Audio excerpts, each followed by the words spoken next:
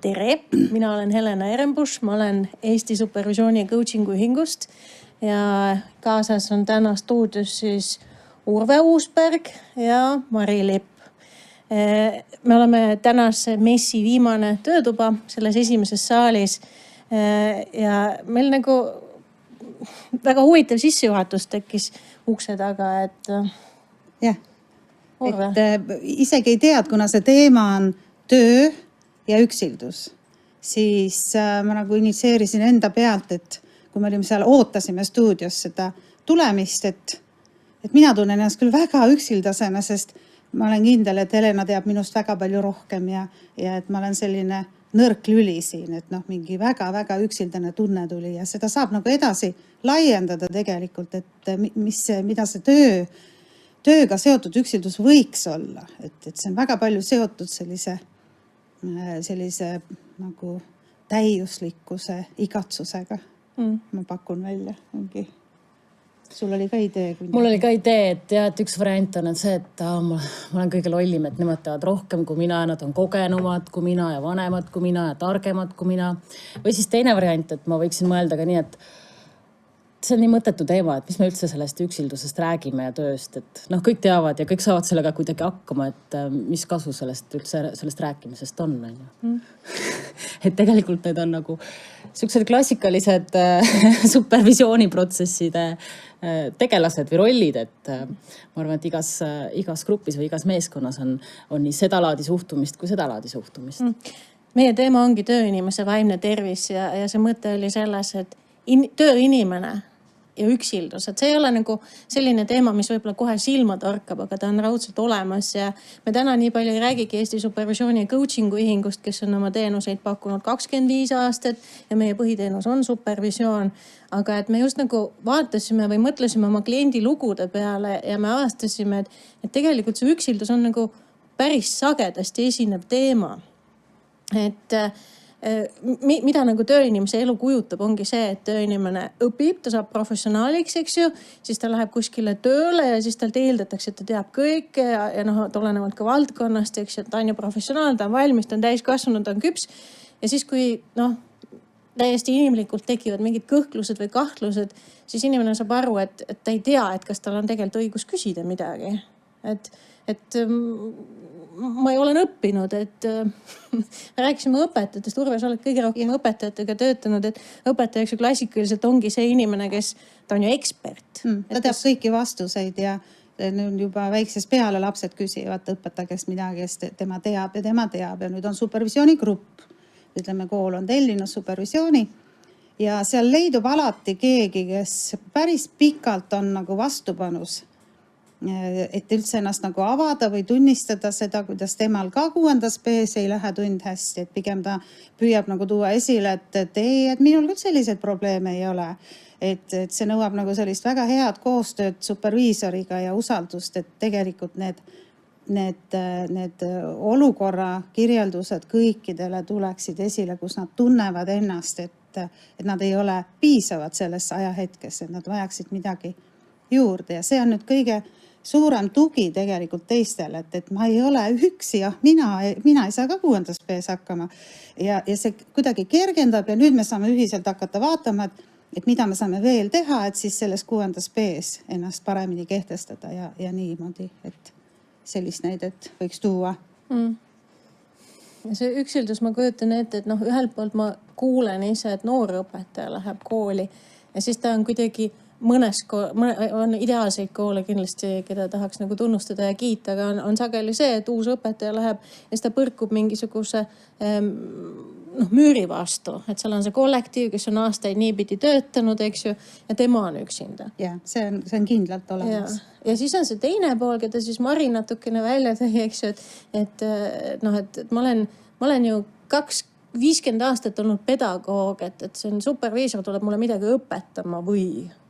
Et see on ka see küsimus, et aga miks me nagu mõtleme niipidi, et see on nagu võitlus, et kes on targem või kes on parem või... Ja mingid professioonid nagu eeldavad seda ikkagi, ma toon siia ka kõrvale arstid, et kes on eksimatud, et nemad peavad teadma kõiki diagnoose ja minul on väga väike kogemus arstigruppidega, et et selles mõttes ei jooksnud hästi, seda ma võin öelda, et võib-olla see üksi oleks selles suures teadmises ei luba nagu jagada oma nõrkusi või mingit oskusi kas või, mida ma kasutan ise.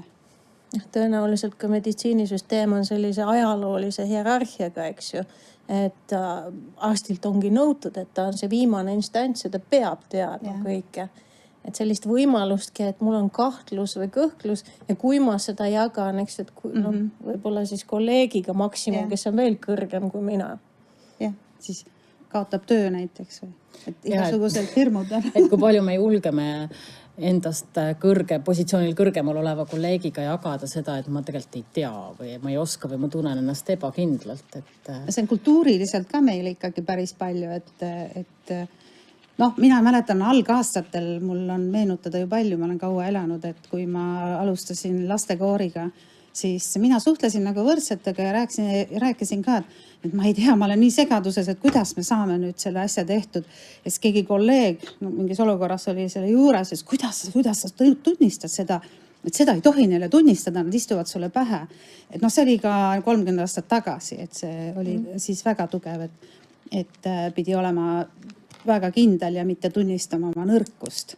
Ja ka ega see on natuke ka hilisemas elus olnud, et on alati neid noori ja lapsi, kes seda paned pahaks, et kui mina räägin, et mul on sügav kurbus, et me ikkagi selle proovi niimoodi magasime maha või meil ei õnnestunud see, siis nad ütlevad, mis see sinu kurbus, et mis sa kurdad või niimoodi. Et siin on nii palju neid kultuurilisi vastupanusid, mis tulevad supervisiooni. Et see mõte on selles, et see kultuur sunnib meid nagu mingis teatud positsioonis, võib-olla lihtsalt tugev olema, aga et kui sul on juba, et kui meil on need hariduse astmed, eks ju, algkooli õpilasena, see võib-olla ei ole veel nii autoriteetne, aga kui sa juba ülikoolis oled käinud, siis sa pead nagu suutma ise kõigiga toime tulla. Et see ei ole mõeldavgi, et see on täiesti uus kontseptsioon, eks ju, et me mitte ei koolitu, vaid me reflekteerime oma kogemust, eks ju. Et seal ei ole mingit hinnangut kellegi suhtes ja kõige vähem iseenda. Võib-olla sellest algabki, et inimene peaks nagu tõesti enesesõbralikuks kasvama, et siis ta saab nagu seda rohkem teha. Ja see nõrkuse tugevuse teema ka, et nii mustvalge muidugi maailm ei ole ja ometi näiteks jällegi 20-30 aastat tagasi, kui ma psühholoogia alustades kursust gümnaasiumis küsisin, et kas see on nõrkus või tugevus, kui sa tunnistad, et sul on vaja abi või sa tahad kuhugi pöörduda, siis oli ikkagi mingi 70%, et see on nõrkus. Siis nüüd selles osas on väga suur muutus. Et seda ikkagi nagu tagasisidestatakse, et see on ikkagi tugevus, kui ma tunnen, et ma vajan mingit toetust, mingit võimalust jagada ennast.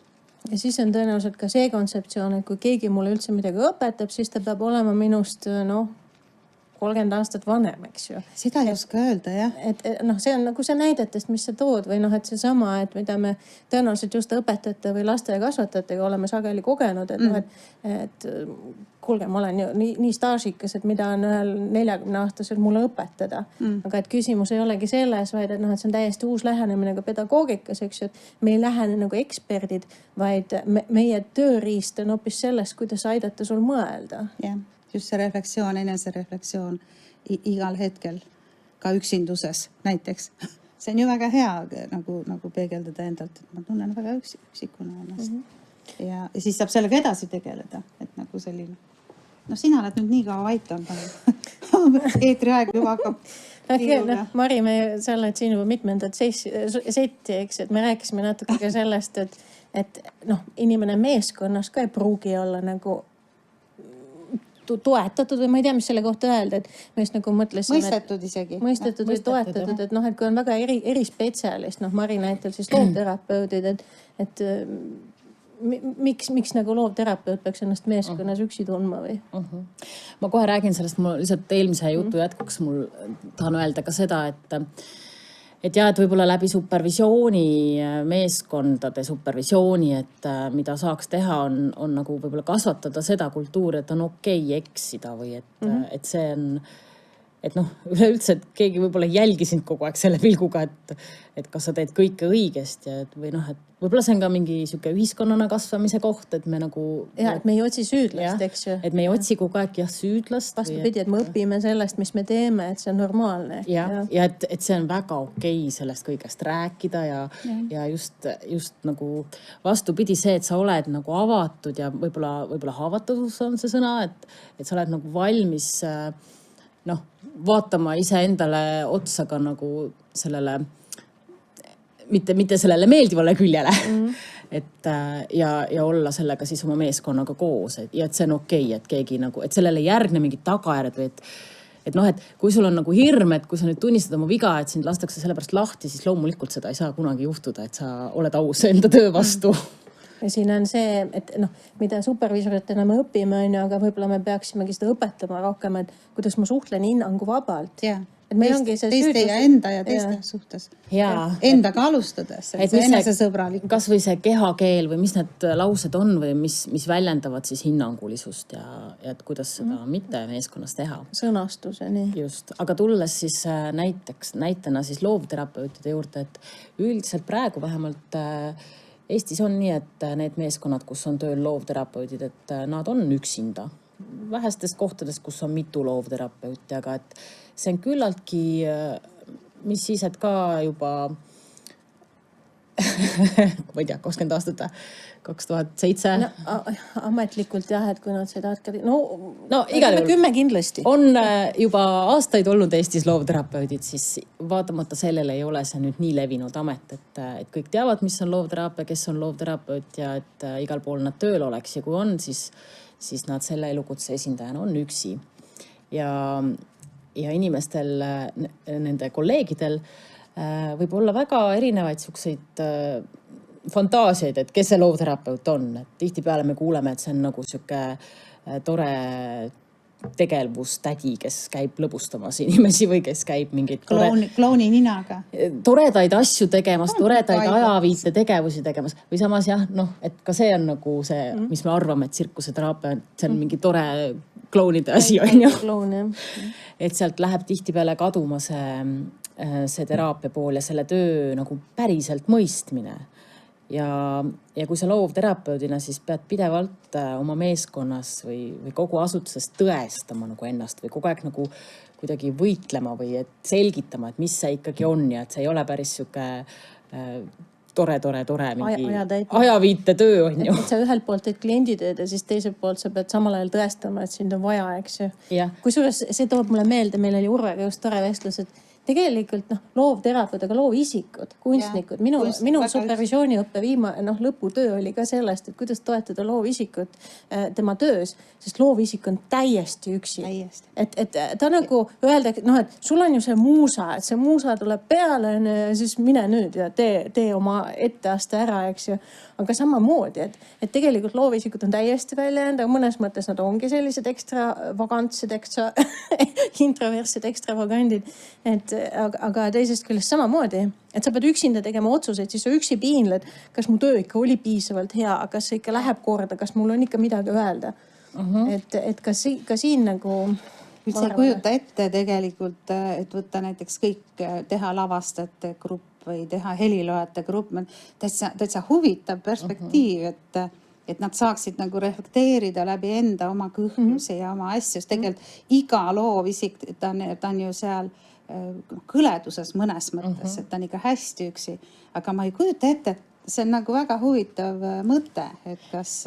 Mina teen loovterapeutidele eraldi supervisioonigruppi, kuhu tulevadki siis loovterapeudid erinevatest asutustest. Nad võivad olla ka ühest, aga kuna neid on vähe, et siis tihtipeale nad satuvad erinevatest. Ja see on see koht, kus nad saavad olla koos omasugustega ja jagada ja tuua oma juhtumeid ja oma sellist rolli uurimist ja tegeleda kõikide nende ka siukese selle tõestamise poole toetamisega. Aga heliloojad, ma mõtlengi, et mina räägin loovterapeutidest, sest ma töötan nendega, aga see on lihtsalt üks näide, et tegelikult neid ameteid on, ma arvan, rohkem ja igal pool, kes on üksi ja kes võiksid vajada selliseid kohtumisi, kas või kovisiooni raames, aga miks mitte ka supervisiooni seltskonnas? Ma mõtlen, et see ongi nagu sõnas, see professionaal on sisse kirjutatud juba see üksildus. Sa oled juba valmis, eks ju, sa oled nagu mingi küpsoon, no kuhu veel. aga et jah, kui see elukestva õppe nagu mõte siia juurde panna, muutunud õpikäsitlus, eks ju, et meil ei ole vaja eksperte, sest see infot on niikuinii kättesaadav, oluline, kuidas sa mõtestad. Et minu jaoks nagu kõige toredam on supervisionis see, kui ei tule meeskond, kellel on probleem, vaid kelle jaoks on tähtis, et me mõtleme tööst. Ja me ei pea, et me tööl mõtleme tööprobleemidest, aga me tuleme siia, me mõtleme tööst. Et jah, selline mõtestamine, et ma arvan, et siis tähendab seda, et see sõna professionaalsus peaks ka nagu mingi uue varjundi saama, et see ei ole see, et professionaal kõlab ju, et sa nagu tead kõike või sa ütlesid ka alguses on ju, et te olete nii professionaalsed, ma tunnen ennast üksindasena. Jah, et aga miks sa peaksid, on ju, et sama oma kogemustega. Aga ma mõtlen lihtsalt, sellest me pole kokku leppinud, aga et kas seal võib olla ka mingi hirm ikkagi anda ära mingi hea mõte või mingi konkurentsi. Jah, mingi konkurentsi, et kas ma ei tea, ma ei ole nii palju supervisiooni maastikul nagu olnud, et lihtsalt inimesena olen kaua olnud, et kui ma saan kolleegiga kokku ja ma pean jagama, et siis jah, kuidas ma teen, me oleme väga palju muusikaõpetajatega ikkagi koos olnud ja jaganud, et kuidas me õpetame mingit kohta seal või kuidas sa dirigeerid seda, kuidas sa seal sisse näitad ja et need on ka nagu mõnes mõttes sellised kovisioonid. Mina olen nagu kogenud gruppides seda, et see hirm, et ma annan midagi ära, ma oma konkurenti rikastan tänu enda jagamisele. Et okei, ja on see hirm, aga teisest küljest me tuleme sinna kokku ju selleks, et ka ise midagi saada. Selleks, et saada sa pead ennast avama või midagi andma, et tegelikult sa võib-olla ühe asja annad, aga sa samas võib-olla 3 asja saad, et sa saad ka enda tööriistakasti. Ma lihtsalt ei tea, kas see võib olla. Aga see võib muidugi olla. Võib küll olla, jaa. Ja ma arvangi, et siin on 2 asja, võib-olla see on selline, ma esimest korda vist tantsijate puhul puutusin kokku, et tantsijad ka eriti taha oma nippe ja asju jagada, eks ju. Tänapäeval on kindlasti muutunud, aga jah, et siis on nagu toodud esile paari sellist suurt tantsijat, kelle puhul oldi selline professionaalne headus. Ja see siis väljendas selles, et ta jagab oma nippi või ta jagab oma seda nägemust. Et siin ongi nagu seal üksilduses töökohas ongi 2 asja koos, eks ju, et üks asi, miks ma ei jaga, miks ma olen üksi, on see hirm, et äkki ma olen loll. Teised vaatavad ja ma ei saanud hakkama. Ja teised saavad teada. Jah, teised saavad teada. Ja siis see teine pool on see, et äkki nad saavad paremaks kui mina. Eks ta on nagu seotud oma vahel. Eks? Mingisugune väärmõtlemine tõenäoliselt ikkagi on sinna sisse kirjutatud. Mulle tundub, et selles inimestega töö valdkonnas, kui me räägime mingitest tehnikate või nippide jagamisest, et tegelikult kas see on põhjendatud hirm, et lõppkokkuvõttes sa tööd teed ikkagi ju iseendana ja see, kui mina teen ühte nippi ja sina teed ühte nippi, see on ikkagi täiesti erinev kogemus, on ju.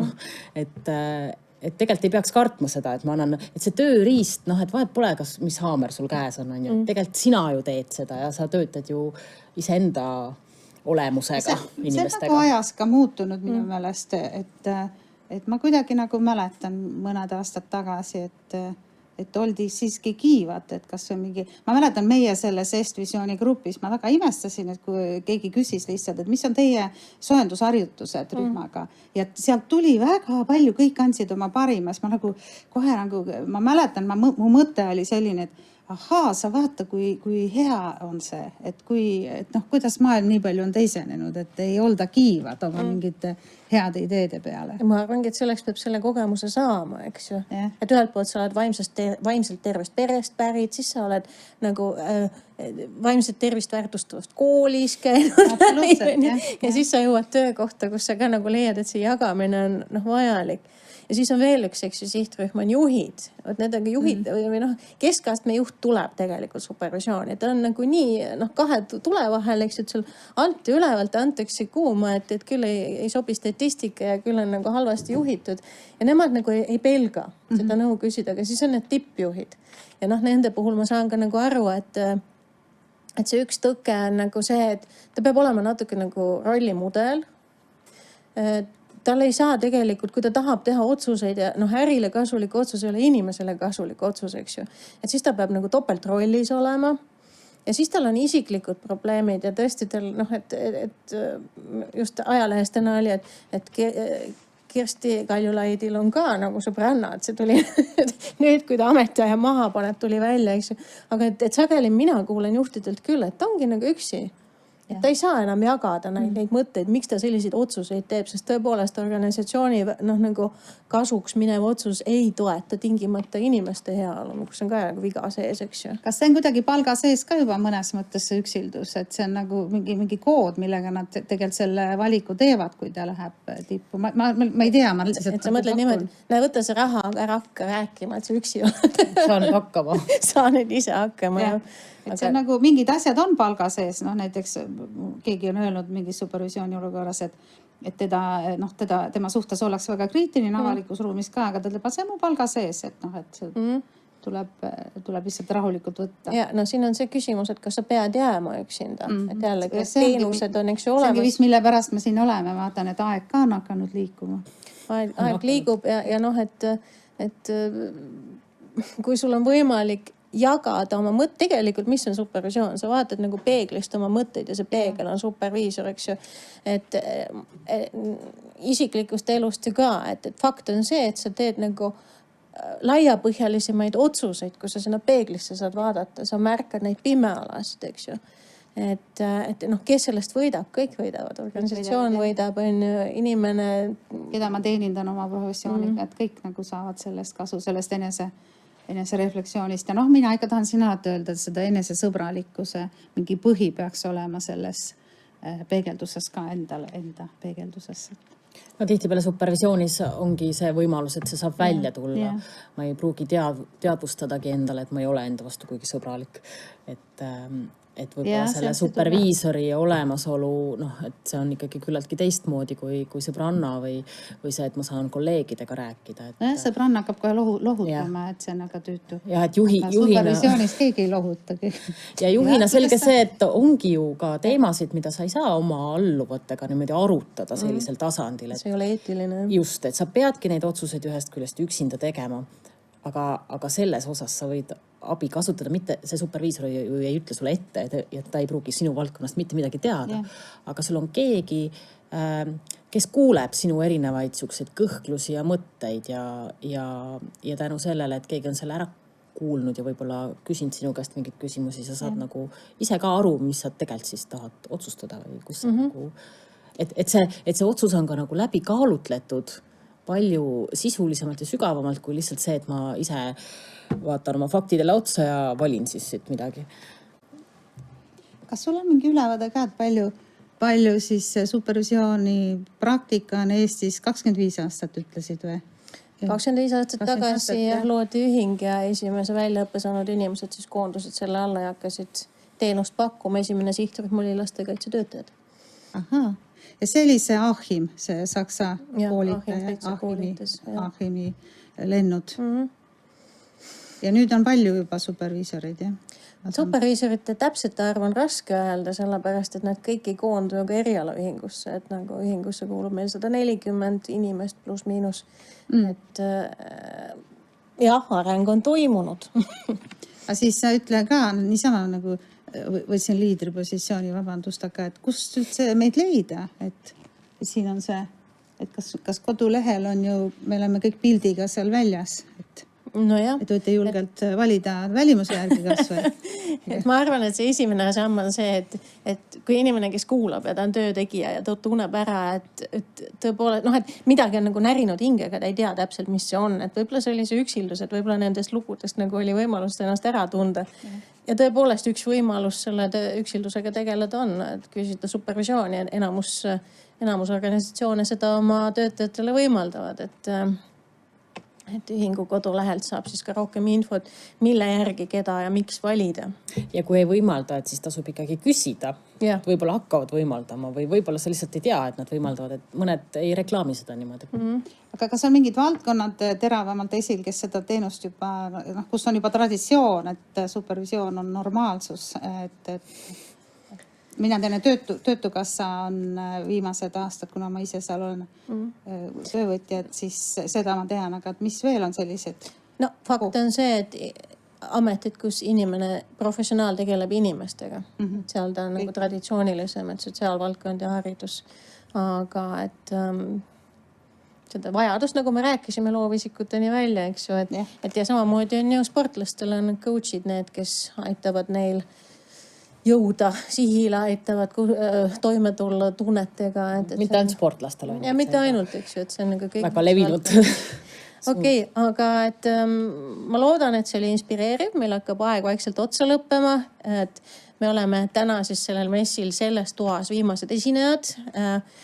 Ott Oja palus edasi öelda, et suur tänu, et te tulite, et te kuulasite ja kindlasti on võimalik seda messi järel vaadata kohe pikalt, eriti Vatek kodulehelt, kus on siis järelvaatamise jaoks lingid olemas. Nii et ma ei tea. Äkki on mõni küsimus? Ei ole küsimusi. Et see on, mida meie enda poolt saamegi soovida, on see, et loodetavasti tuleb teil selline jõustav töönädal ja astute julgelt vastu kaamusele. Aitäh. Aitäh.